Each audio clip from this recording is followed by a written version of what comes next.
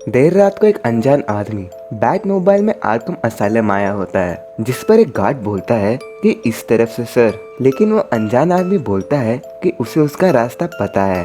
और हम देखते हैं कि वो किसी कैदी से मिलने आया होता है, और वो कैदी कोई और नहीं बल्कि बैटमैन था। तब एक गार्ड उस अनजान आदमी को बताता है कि इसने काफी समय से एक शब्द भी नहीं कहा है, मिस्टर जोक। और उसी वक्त वो अनजान आदमी उसके शब्द रोकते हुए बोलता है कि उसका नाम मिस्टर नेपियर है। और तब हम देखते हैं कि वो अनजान आदमी और कोई नहीं बल्कि जोकर था, और वो बैटमैन से कहता है कि उसे उसकी मदद की जरूरत है।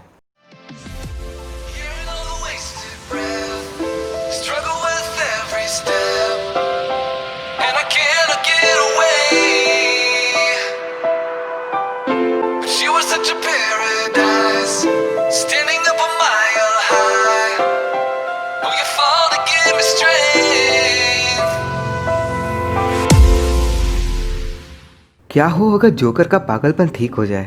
क्या हो अगर जोकर वो हीरो बन जाए जिसकी ज़रूरत गौतम को थी? तो दोस्तों, स्वागत है आप सभी का बैटमैन व्हाइट नाइट की कॉमिक बुक सीरीज में। ये स्टोरी लाइन डीसी के एक ऑल्टरनेटिव यूनिवर्स में एग्जिस्ट करती है, जहाँ पर जोकर का नाम जैक नेपियर बताया गया है। इस कॉमिक के टोटल 8 इश्यूज को रिलीज किया गया था, और मैं पर वीडियो एक इश्यू को कवर करूंगा। और इस वीडियो में हम इसकी इश्यू नंबर 1 को कवर करेंगे। तो चलिए शुरू करते हैं।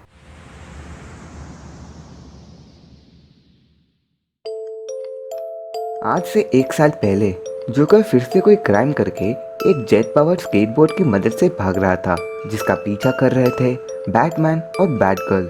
फिर हम देखते हैं कि जोकर ड्रॉब्रिज के ऊपर से कूदकर भाग रहा होता है, जिस पर बैटगर्ल चिल्लाते हुए बैटमैन को बोलती है कि ब्रिज के नीचे से एक फेरी जा रही है बैटमैन।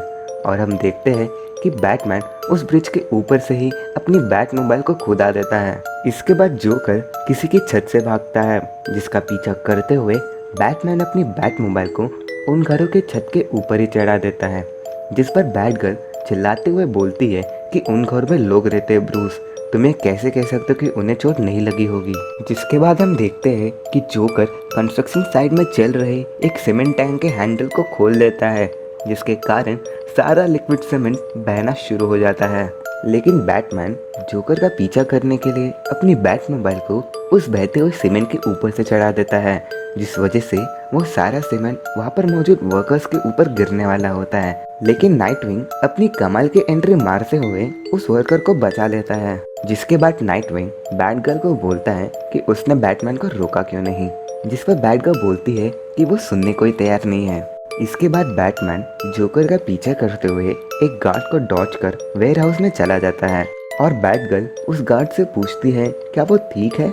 आगे हम देखते हैं कि बैटमैन वेयर हाउस के अंदर जा चुका है, और जोकर उससे बोलता है कि एक और कमाल के परफॉर्मेंस के लिए मुबारक हो पार्टनर, बट कंस्ट्रक्शन साइट और उस छत पर हुए नुकसान की भरपाई क्या तुम करोगे या ये सिटी करेगी बैटमैन। जिस पर बैटमैन बोलता है कि ये कोई परफॉर्मेंस नहीं है जोकर। फिर जोकर बोलता है कि तुम्हें उस गार्ड को डॉच करते देख मैं तो हैरान ही हो गया था। अगर तुम इसी तरह अपने कैरेक्टर को ब्रेक करोगे तो तुम्हारी मदद करना मुश्किल हो जाएगा बैटमैन। जिस पर बैटमैन बोलता है कि मेरी मदद। और फिर हम देखते हैं कि बैटमैन सीढ़ियों के ऊपर से चढ़ रहा होता है, और जोकर उससे बोलता है कि मैं हमेशा से तुम्हारे लिए नए नए चैलेंजेस लाता रहता हूँ बैटमैन, और यही चीज़ तुम्हें हर बार और भी ज़्यादा ताकतवर बनाती है। यही चीज़ तो हमारे रिलेशनशिप को इतना स्पेशल बनाती है। मैं तुम्हारा सबसे बड़ा विलन हूँ क्योंकि मैं तुम्हारा सबसे बड़ा फैन हूँ बैटमैन। जिस पर बैटमैन बोलता है कि हम दोनों के बीच कोई रिलेशनशिप नहीं है। फिर जोकर बोलता है कि ये कितना क्रेजी है, हम गौतम के सबसे फेवरेट पावर कपल्स है, और हर कपल्स की तरह हमें भी लड़ना चाहिए। और तब हम देखते हैं कि जोकर अपने साथ एक कुल्हाड़ी को लेकर बैटमैन की तरफ बढ़ रहा होता है, और तभी बैटमैन जोकर के मुंह पर एक जबरदस्त पंच मारता है, और जोकर बोलता है कि हम एक टीम है बैट्स, हम डायनामिक हैं। जिस पर बैटमैन बोलता है कि तुम हमेशा से दिखावा करते आए हो कि हम एक टीम है, क्योंकि ये तुम्हें एक पर्पस देता है जिससे तुम्हें लगता है कि तुम स्पेशल हो, बट तुम्हारा ईगो तुम्हें सच्चाई देखने से रोक रहा है। और फिर बैटमैन बोलता है कि तुम्हारे होने ना होने से किसी को फर्क नहीं पड़ता, ना मुझे ना गौतम को। जिसके बाद जोकर और बैटमैन एक दूसरे को बुरी तरह पीटना शुरू करते हैं, और जोकर मार खाते हुए बोलता है इस चीज को मान लो बैटमैन, गौतम के सबसे बड़े विलन तुम हो। और तब बैटमैन जोकर के मुंह पर एक जबरदस्त पंच मारता है। और जोकर बोलता है कि मैं गौतम को तुम सबसे बेहतर नज़रिए से देखता हूँ, बट तुम इस बात को नहीं मानोगे। तुम्हारे लिए मैं बस एक मेकअप किया हुआ साइको हूँ। और तब जोकर एक पिल्स की बोतल दिखाते हुए बोलता है कि आज रात मैं इस चीज़ को साबित कर दूंगा कि अगर मैं ठीक हो जाऊं तो इस सिटी को फिर से पहले जैसा कर सकता हूं और तुम्हें ये चीज़ रियलाइज करवा सकता हूं कि तुम्हें मेरी ज़रूरत है बैटमैन। जिस पर बैटमैन उस पिल्स की बोतल छीनते हुए बोलता है कि ठीक है, फिर अगर तुम ठीक होना चाहते हो तो अपना मुंह खोलो। और तब बैटमैन जोकर के मुंह में सारे पिल्स को ठूस देता है, जिसे देखकर वहाँ पे मौजूद सभी लोग हैरान हो जाते हैं। और जोकर बोलने की कोशिश करता है कि उसे सांस नहीं आ रही है। और तब हम देखते हैं कि वहाँ पर मौजूद एक लेडी इन सबको रिकॉर्ड कर लेती है। अगले सीन से हमें पता चलता है कि जोकर पे हुए असॉल्ट की वीडियो वायरल हो चुकी है और दो रिपोर्टर्स के बीच इस बात पर बहस हो जाती है। एक का कहना था कि जोकर के साथ सही हुआ, लेकिन दूसरी रिपोर्टर इस बात से नाखुश थी कि जीसीपीडी बैटमैन पर आंखें बंद करके भरोसा करती है। उसका कहना था कि अगर जीसीपीडी ही बैटमैन को उसकी लिमिट क्रॉस करने से नहीं रोकेगी तो कौन रोकेगा।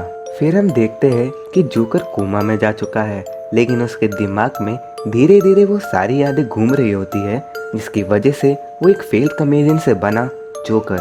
और तब जोकर हाफते हुए उठता है और अपने आप को एक सेल में पाता है जहाँ पर हर तरफ बैटमैन और जोकर की मर्चेंडाइज थी। फिर हम देखते हैं कि वेन मैनर पे डिक चिल्ला रहा होता है कि तुम्हारी प्रॉब्लम क्या है बैटमैन, तुम पूरी तरह से आउट ऑफ कंट्रोल हो चुके हो। जिस पर बैटमैन उसे इग्नोर कर उन पिल्स को स्टडी करते हुए बोलता है कि ये पिल्स अभी भी एक मिस्ट्री है, ये पता लगाना बहुत ही मुश्किल है कि इसके अंदर क्या था। और बारबरा बोलती है कि प्लीज ब्रूस हमें बताओ कि क्या गड़बड़ है। जिस पर बैटमैन उन्हें एक सीक्रेट कमरे में ले जाता है और तब हम देखते हैं कि उस सीक्रेट कमरे में एल्फ्रेड बेड पर लेटे हुए अपनी आखिरी सांसें गिन रहा था। बारबरा पूछती है कि आखिर इन्हें हुआ क्या है और बैटमैन बोलता है कि ये मर रहे हैं, इनकी ये हालत 1 महीने से है। और तब डिक देखता है कि वायर्स पे बर्फ जमी पड़ी है और वो बोलता है कि ये फ्रीज का टेक है, क्या तुम फ्रीज के साथ काम कर रहे हो ब्रूस। जिस पर ब्रूस बोलता है कि हम लोगों ने इसमें काफी प्रोग्रेस कर लिया है। फिर बारबरा बोलती है कि तुमने हमें बताया क्यों नहीं, जिसका जवाब देते हुए ब्रूस बोलता है कि मैं बस इस उम्मीद में था कि मैं इन्हें ठीक कर दूंगा ताकि हम इन्हें इस हालत में ना देख सके। आगे हम देखते हैं कि मेयर कमिश्नर गॉर्डन पर चिल्ला रहे हैं क्योंकि उन्हें जीसीपीडी का बैटमैन पर आंखें बंद करके भरोसा करना नहीं पसंद। और तभी डॉक्टर अंदर आके बताती है कि जैक नेपियर ने कंप्लीट रिकवरी कर ली है, उसे काफी सारे स्टिचेस लगाए गए और उसकी फेस की प्लास्टिक सर्जरी भी हुई, बट फिजिकली वो जल्दी ठीक हो जाएगा। जिस पर मेयर बोलता है कि शुक्र है भगवान का, अब शायद वो हम पे केस ना करे। जिस पर डॉक्टर बोलती है कि वो फिजिकली तो हील हो जाएगा, लेकिन मैं उसकी मेंटल कंडीशन को लेके चिंता में हूँ। जिस पर मेयर बोलता है कि वो जोकर है डॉक्टर, वो 100% पागल है। जिस पर वो डॉक्टर बताती है कि अब नहीं, हम ये श्योर नहीं है कि उन पिल्स में क्या था, बट उन पिल्स ने जोकर की मेंटल कंडीशन को ठीक कर दिया है। अब कोई हंसी नहीं, कोई मुस्कान नहीं, कोई मेकअप नहीं और कोई जोकर भी नहीं। जिस पर कमिश्नर गॉर्डन बोलता है कि ये नामुमकिन है, वो जरूर नाटक कर रहा होगा। जिस पर डॉक्टर बोलती है कि कैट स्कैन और आईक्यू टेस्ट को धोखा नहीं दिया जा सकता। रिपोर्ट्स के मुताबिक जोकर की मेंटल कंडीशन किसी जीनियस से कम नहीं है। फिर डॉक्टर बताती है कि पिछले 3 दिन से जोकर बिना रुके आर्कम लाइब्रेरीज में अपनी लीगल केस पर काम कर रहा है। ऐसा लगता है कि वो जीसीपीडी, बैटमैन और गॉथम सिटी पर फाइल चार्ज करने वाला है। अब आप सभी के लिए एक नई परेशानी आने वाली है। कुछ देर बाद जैक को इंटेरोगेशन के लिए एक सेल में बुलाया जाता है और जिम बोलता है कि तुम्हें कैसा लग रहा है जोकर। जिस पर जैक बोलता है कि उसका नाम मिस्टर नेपियर है।